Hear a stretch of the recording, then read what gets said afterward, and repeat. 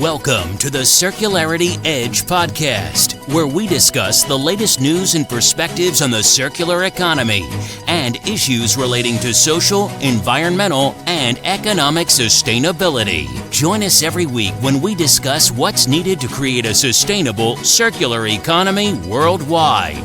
Now, here is your host, Ken Alston. Hello, this is Ken Alston with the Circularity Edge podcast. I'm here in Medellin, Colombia. I've been here the last 2 days with the Circular Economy Platform of the Americas, where we've been live streaming for 2 days the Circular Economy Forum of the Americas, SAFER 2019. And this afternoon I ran a panel on financing the circular economy, and we had a lot of fun. I hope that some of you were able to be on the live stream listening to us and watching us, and if not, you'll be able to get them on the podcast, and I'll put details under the podcast here for where you can see these other sessions. But with me now, I have my real good friend and colleague, Alex Fernandez from Brazil. We've been working together for many years now, more than I care to count. We first met in Berlin, I believe, when you were finishing your studies, and you wanted to talk about cradle-to-cradle design. And that's been the beginning of a wonderful partnership that we've had in working together in different things, both in Brazil and across South America and in the Caribbean on various projects we've collaborated, and now on a new project with Unidos. Why don't you tell us a little bit about what you've been doing and the Unidos project and how things are going on the circular economy and sustainability in Brazil? Okay, Ken, it's very nice to meet you again here in Medellin, in CEFA, the 2019, and I remember I was there in Berlin. I just make through the hotel, and you were there in the lobby talking with Bill McDonough and Brown and Michael. And we sit down and start to chat, and I convinced them how Brazil was fantastic to start Cradle to Cradle. Well, of course, it is fantastic. Yeah, I remember that. Has been already almost 10 years now. Yes, I know, it's amazing. And then I went to United States to learn from you. Huh? You were really, and you still are, a teacher for me. Thank you. I'm glad that we can really work together. Well, and we learn together, because the whole point of this work on the sustainable circular economy is that nobody's ever done it before. Yeah. It's not like we have a magic book and we say, for Brazil it's page 27. For Colombia it's page 32. And I remember, we were discussing. We need to figure out what is Cradle to Cradle for Brazil, how is the role of the actors in Brazil and the context, and that's why I'm doing since then. I remember. So there's a lot of awareness building, right? We still have to go out and talk to people, explain what the business value is. Exactly. I think we are in this different wave of the circular economy. When we started, does it even have a circular economy? No, it didn't have that name. Yeah. But the people was in the place to learn and understand. Most of the people was amazed about how this idea could change the perspective. But now we have many things to learn from doing. It's different, and what I mean is the thing now is putting the right people in the right place with the right resources. Yeah. They can do it now. What people we have to help them do the right way and not do the mistakes that the others did, because we have many entrepreneurs and people who started to do this, and we are progressing, and we are connecting the dots. We are dedicated to that. And in your work, sorry, go on. Yeah, please. No, I say in your work, right? You're an urbanist, right? As part of how you, the thinking you bring to the work. So say a little bit about what that means in the context of circular economy. What do cities and urban environments mean to you in this context? Yeah. Well, today I can say that the thing about the circular economy put the perspective on the territory, because then we can talk about, what is the goal of a circular economy? of any of these new alternative economies, but circular economy is bringing sustainable development, right? We are looking for the social development together with the environmental one and the economic one together. So we have this goal, have this target, but then what changes is that this development is connected to the sustainable change of production, which means we need to think about a city within a production chain. The flows of everything and everyone and energy and resources, all these flows are embedded within a city, but within cities, between cities as well. And so we have to connect them. That's why I started from scratch in Brazil, which is translate the Creator book in 2012. I remember it well. Yeah, we did it, and I'm glad that until now people reading it can read it in Portuguese in Brazil, because we did this effort. And the nice thing is that even though it's been a few years since it was first published, for me it's still a relevant book today, because we haven't made all the changes, and so there's always a new generation of people coming who need to read this as like a primer book, a first book that you have to understand just to get the concept before you even try to apply it. And it's fundamental, because what we need to do is create a new ecosystem, ecosystem to drive innovation. So drive the new things, the new perspectives from government, from academia, from entrepreneurs, from society. So what we started to do in Brazil since 2010, we started to talk with groups of professionals, with groups of academia, with groups within the government, and start to make them understand and connect to each other. And then we did some projects on plans for cities, plans for companies, training for people from different levels, students, to bring them on this new board to make the perspective of the new professions, how can change. So all the circular economy perspectives, it's like a new approach. You can approach things and people start to see things different. And what we did from there, we came to this point. Now in Brazil, we are really discussing the circular economy within the system. And I think your point about talking about sustainability and circular economy is so important. I said that in some of my remarks towards the end of the financial session we had here earlier this afternoon, that we really need a sustainable circular economy, because it's quite possible to design a circular economy that's unsustainable. Yeah. Just the idea, the concept of a circular economy isn't automatically sustainable. Yeah. Right? Yeah. So we have to make sure the two ideas come together, and that way the work we've done on sustainability for the last 32 years, we don't lose it. Yeah. We bring it into this new idea. And why are we talking now about circular economy? Well, because if we keep staying in the linear economy, even though for 32 years we've been trying to be sustainable, we didn't make it. Yeah. Right? We're still unsustainable. And so something else has to happen. It's not only sustainability in a linear concept. No, we have to change, and it has to be sustainability now in a circular concept. You're perfect. I work with a framework in Brazil. We put together the Sustainable Development Goals and the circular economy approach, and try to bring it within the territory where the city is the main, the main space. Why the city? Because there are the resources, the people, the flows, the products, the industry, the energy. If we solve things on cities, within the city's context, we can really bring up change. Well, and we know that in the next 20 to 30 years, 80% of people on the planet will be living in cities. So if you're doing like an 80-20... Already 50% of yes, exactly. In Brazil, it's 80% already now. Yeah. And globally, it will be 80 very soon. Globally. And so cities have a really important role to play. Yeah. So that's why I work within this context. And the other thing, of course, what we see now is really changing the mindset. The other thing is that city is where everything ends up. Even though we're in a global economy, it doesn't matter if you buy your refrigerator or washing machine and it was made in China. In the end, it's in Rio or Florianopolis, right, or wherever. Yeah. It's locally in the city. So Yeah. that's why you said the flows are in the city. This is where products end up, no matter where they came from. Yeah. This is where they end. Exactly. And it's all about choices, you know. We start to make the choices for the local environment.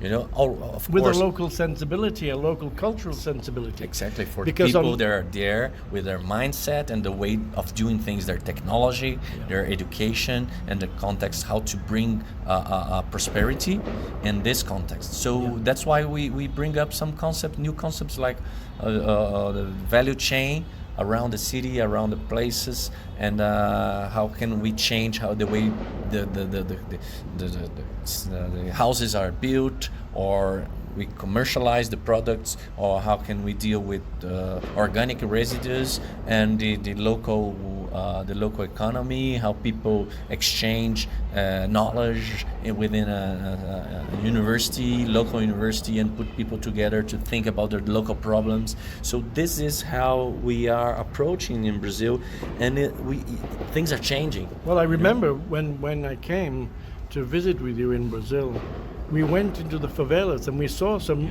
really old but yet still new technology, which is dealing with organic waste, right, from within the favelas. And say a little bit about the biodigester and the way that was helping the local people. Yeah. And this was before we called anything circular economy. Exactly. Yeah. We're talking about the biological cycle, metabolism, and then we have all this wastewater, and with some technology, local technology developed in Brazil, and we have biogas, and also we can connect this with. We can connect this idea with doing fertilizers, maybe to start local production of urban farming. Mm-hmm. So everything can be done within a favela ecosystem. Yes, and put. So you're helping the people deal with their waste, but also I remember the gas was being piped to a local school, right? Yeah. And they were cooking a meal for the kids, if I remember correctly. Is that right? Yeah, exactly. So again, it was a service from dealing with the waste, that a service came out of it that was helpful to the community. Yeah. But Ken, what we understood those years as well, that it's not just the technology or the system, but the people there are in charge. There are many levels, layers, You have the layer of regulation, you have the layer of technology, you have the layer of education, culture, you have the layer of economics and commercial, how do you commercialize things, so the mindset of people. So we have to tackle all these layers a little bit, because there have to be like a line, but you cannot change everything. So you tackle a little bit of one of those with the right people, and then we start to see something happen. Like in Brazil now, we are developing this roadmap. So the roadmap, which is the project for UNIDO and CTCN, we are connected with the Ministry of Science and Technology, talking about bioeconomy and how bioeconomy fits to Brazil, and it's perfect because 10 years ago we started to talk that Brazil needs to be circular through the biological cycle, because this is the great potential for social and environmental to bring social and environmental benefits in Brazil, in the context of Brazil. Why? Because we have many biosystems there. We have Amazonia. We have many. We have all the big coast. So we have many things that are connected with the biological cycle. A huge biodiversity, and more than 50% of the urban waste is organic.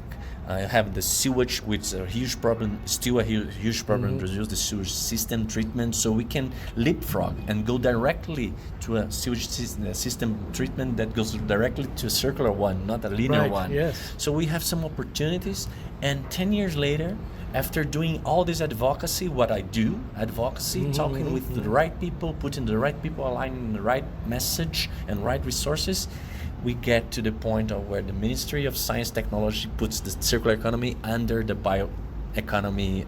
Very good. You know, this for me was so a now surprise. It has visibility, right? You know, a surprise. It's like you don't know what it's going to, when or how it's going to make it, but it makes. Sure. Yeah. So end. now it has more visibility, and so from the discussions you've been having in this project, and you've been reaching out to different people and having interviews, what do you take away from those interviews? What's the summary? What I can see now is for circular economy, you have to choose where you are. There are 3 places to be, you know. There's many people working on actions. No, they're entrepreneurs. They're doing the thing for the first time. They're trying to put this in practice. They cannot wait. New ideas, they not wait for the system to change. The system is all linear, but they're doing things. Right. You know, there's some group of people that are working on education.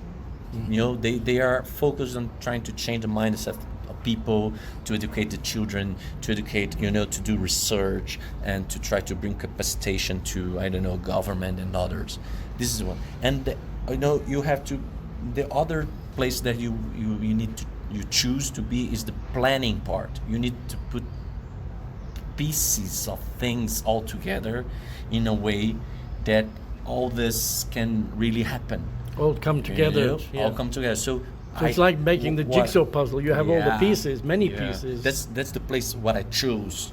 In the beginning, I was a generalist, but now I choose to be on the planning part. Maybe because I'm an architect, but I decided to partner with someone which is really into the strategy for huge territories. Edson Catani is with me now, and he's a urban planner, really doing executive on this, doing big things on this for the last 10 years.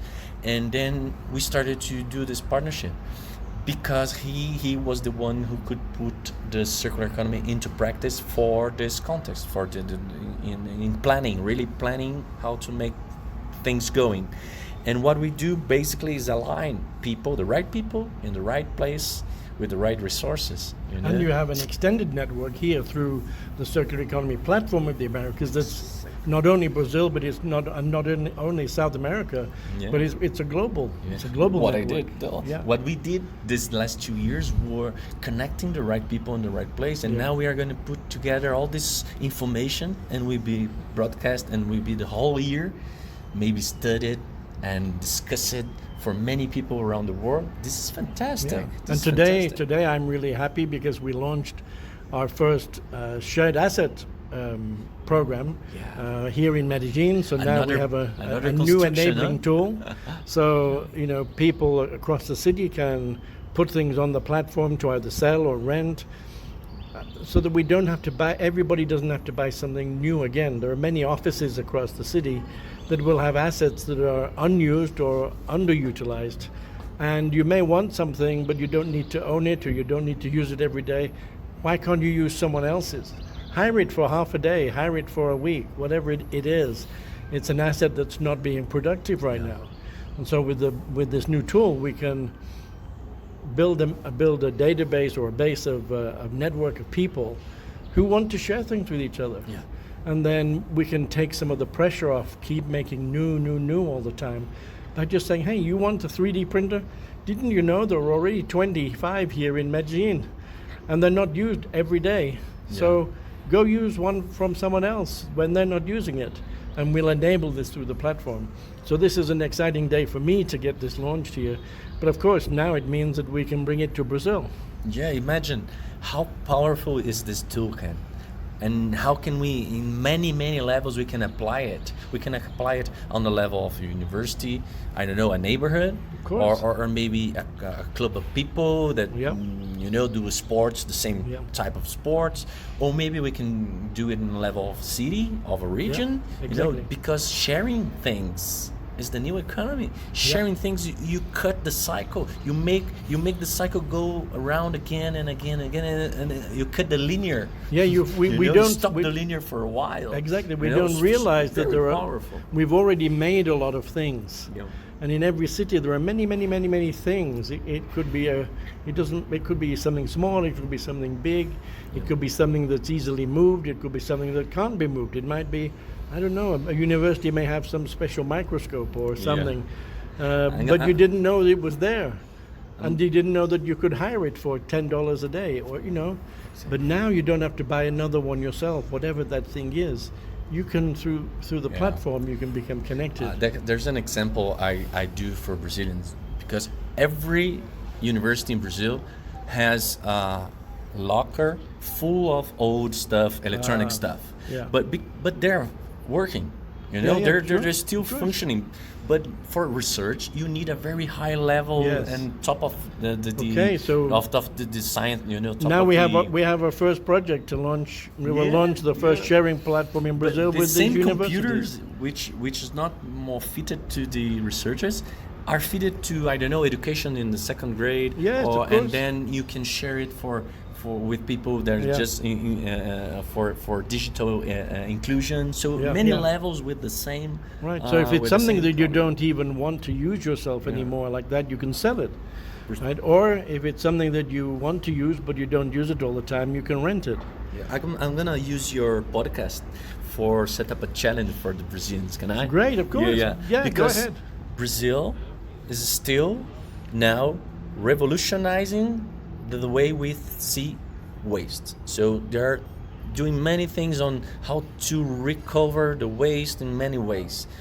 Okay, it's a good start for circular economy, but it's not the solution. We know that. It's transition. What is the next level? What we are proposing? Let's share more. Mm-hmm. Let's make the use of platforms to shared assets before they go to be waste. So maybe this is the next level for Brazil. Yes, of course. So what I will do, I will put in the text of the podcast, whatever contact information you want to have me put in there. Okay. So people can look at it and say, hey, if I'm in Brazil, if I am interested in having a sharing platform in my city or for my group, contact my good friend Alex here, and we'll make it happen. Let's make it. So Alex, thank you so much for spending a few minutes with us here on the Circularity Edge podcast. Thank you. It's always a pleasure to see you, to be with you. And the projects we worked on, I have to say, your mind and my mind, when they get together, they work in an amazing combination. The work we did on the blue and circular economy for the islands. Circular economy for we spent a lot of time on the phone together. Yeah. And reviewing information around Caribbean islands. Yeah. And we came up with some pretty good ideas, I thought. Wow. Very amazing stuff, insights, no? Yeah. So hopefully once that gets published, that more people will get to see it. But thank you for all that you have done in the past and you are doing, and you are a true friend. Thank you very much, Alex. And I hope we are going to do many of jobs together and meet together. Excellent. Thank you very much. Thank you. This is Ken Alston signing off from the Circularity Edge podcast. See you next time.